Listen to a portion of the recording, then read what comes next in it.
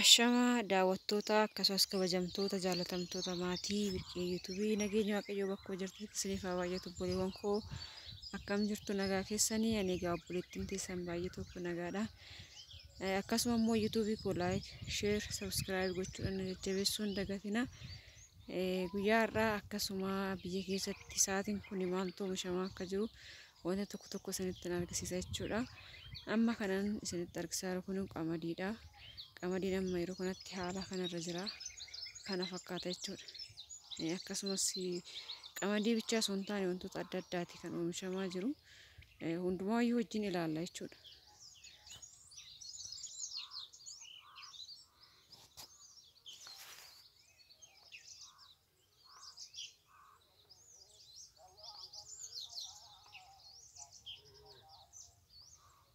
Kinoo haala kanarra jira jechuudha.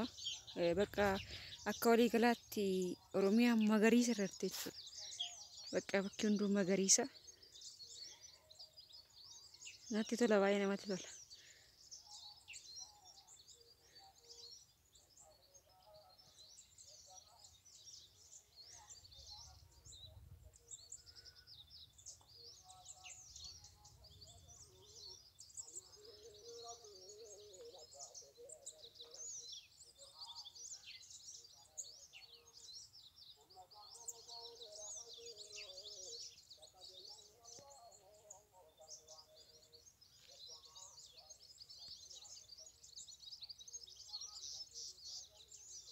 Inni kun amma qamadiidha.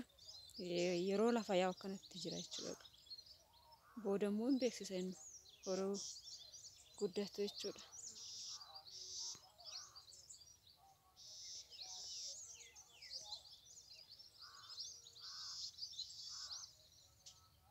Egaa amma qamadii haala kana isinitti agarsiisee amma immoo wanta biraa isinitti agarsiisaa biqilaadha.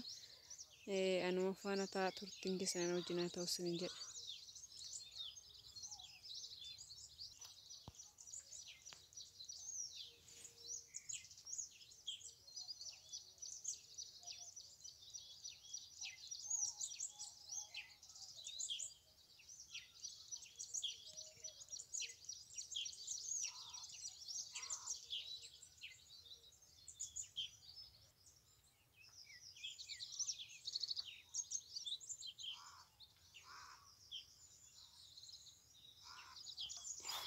Egaa kinoo amma biqilaa bira geenye biqilaanis immoo akkanatti jira jechuudha.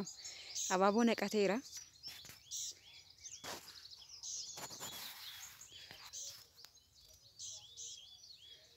Kinoo haala kana bareedee jireera biqilaani.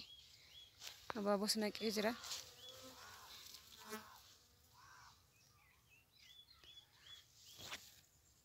Inni argitan isinitti mul'atee tayyada.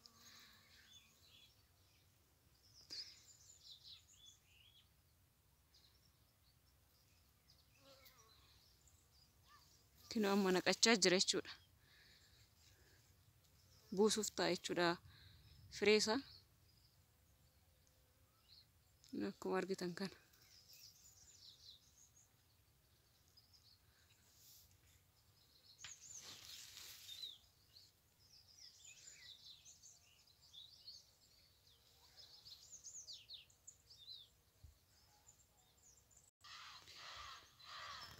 Isinitti mul'ata hundumti isaatu haala kanarra jira.